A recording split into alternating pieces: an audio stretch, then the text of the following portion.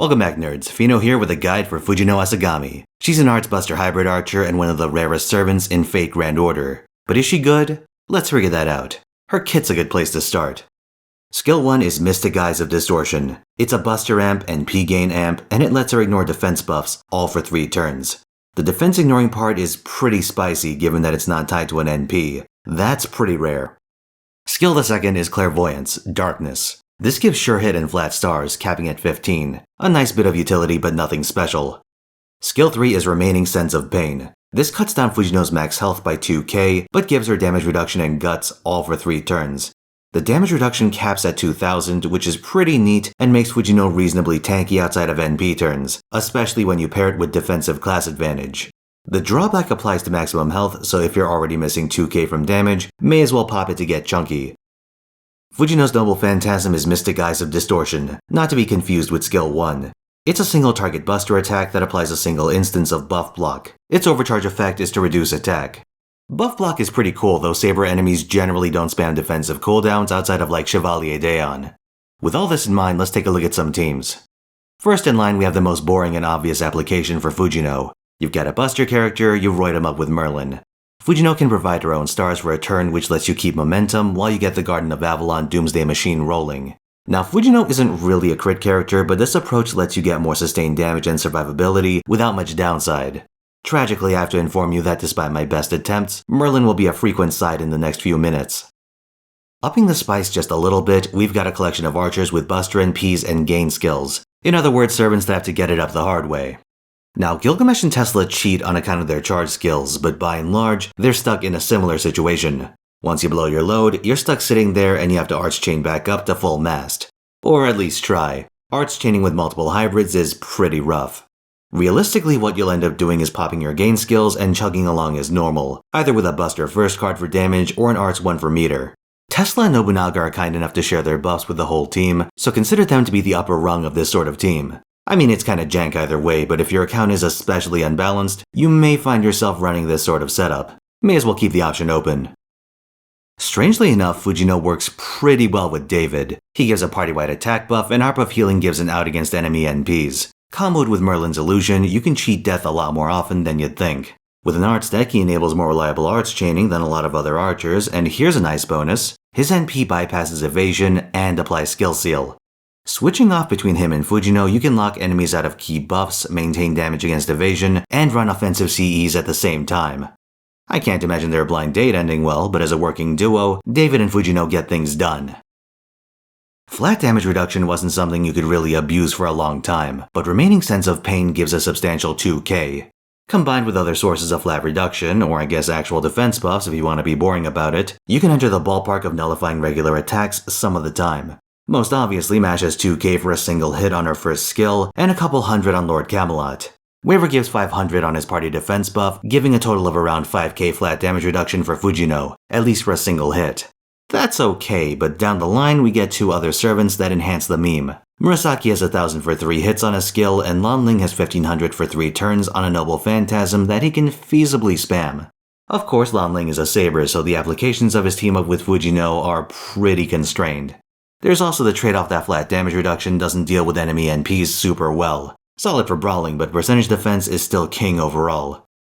For very long fights, and especially against fast-charging enemies, you can't rely on double Merlin to save your ass. And that's if you can even field the combo. No, for these cases you need some combination of healing and outs to enemy NPs. Jeanne is ideal for this role since she provides party-wide invuln with her NP, debuff removal, and healing. Her NP damage reduction skill also works well in combination with Mash or Nightingale, giving you an alternate method of survival.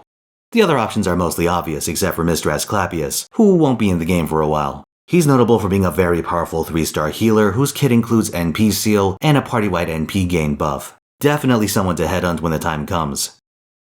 Fujino needs healing, Geronimo's got healing. Fujino has trouble tanking crits, Geronimo suppresses them. It's a match made in heaven.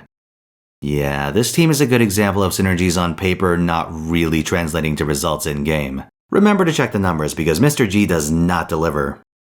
For craft essences, you can go with a Buster and NP gain combo like Conquering the Great Sea of Stars or Pharaoh Chocolatl. There's a defensive option like Iron Will Training or an attack buff like Golden Sumo. If you happen to have White Cruising from Summer 2, it has a combination of Buster, Arts, and NP generation, though its stat distribution is suboptimal. App Media makes the very humorous recommendation of using Gudda Gudda Poster Girl. I mean, it does give a lot of attack, though being exposed for 3 turns is a pretty rough spot, even with remaining sense of pain. For my part, I'd give Outrage a shot if you really need that sort of effect. It's a single turn taunt, but it comes with NP gain, which Fujino wants. For Mystic Codes, try Fragment of 2004. Its combination of NP damage, NP gain, and Buster Star Absorption is something that you can exploit with this particular servant.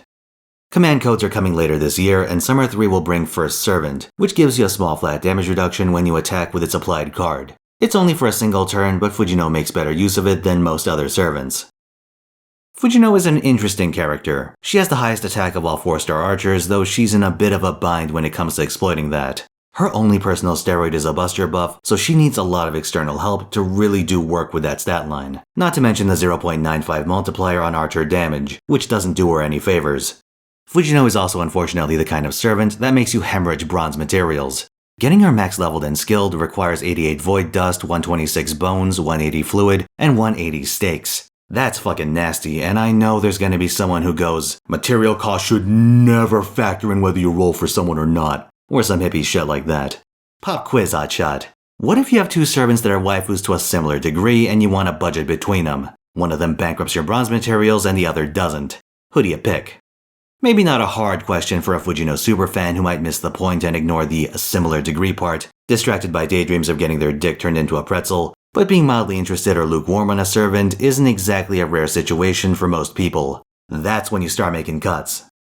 Moving on, I found that Fujino is theoretically one of the hardest co-alter counters in the game, since she can lock him out of his defensive suite, bypass both halves of protection from arrows, and she doesn't have a crit-centric kit, so she doesn't care about his debuff. This part didn't really fit neatly into my script, but it was pretty interesting, so I figured I'd bring it up. On the whole, Fujino is a pretty interesting character. Buff block, defense ignoring on his skill, big flat damage reduction, and a very high attack stat. But despite these qualities, Fujino isn't what I'd consider a power pick, and we've got a few reasons for this. You generally want your Buster characters to also have strong crit steroids, and while Fujino can dump stars on the board, her lack of direct crit buffs or absorption modifiers puts her at odds with the definitive Buster playstyle. Also, defense ignoring, while cool, is by its nature a niche mechanic. Making enemies difficult in this game mostly involves roiding up their health values and making them do bullshit one-shot attacks. Fujino has a few options for the latter, but doing huge sustained damage is not her forte. She's better at punishing enemies that have lower health, but retaliate by spamming evasion or defense. These properties are relevant for several challenge quests, and Fujino loyalists will find themselves rewarded on this front. Otherwise, you can get away with borrowing one from a friend. As of this recording, Fujino only has one banner, the one going on right now. This is going to make her one of the rarest servants in the game, and a status symbol if you're big on flexing. That said, my opinion is that a servant being good or your waifu are the only criteria that matter. If she doesn't slam dunk either basket, you shouldn't let her exclusivity bait you into rolling by loss aversion. That's all I've got. Like if you like the video, subscribe for more, and come watch me on Twitch where I'll be rolling for Kiara this weekend. I stream Friday through Sunday, 3 PM Pacific time. Stop on by for a good time, and by a good time, I mean getting unbirthed by Kiara. So not a good time at all. You know, one less.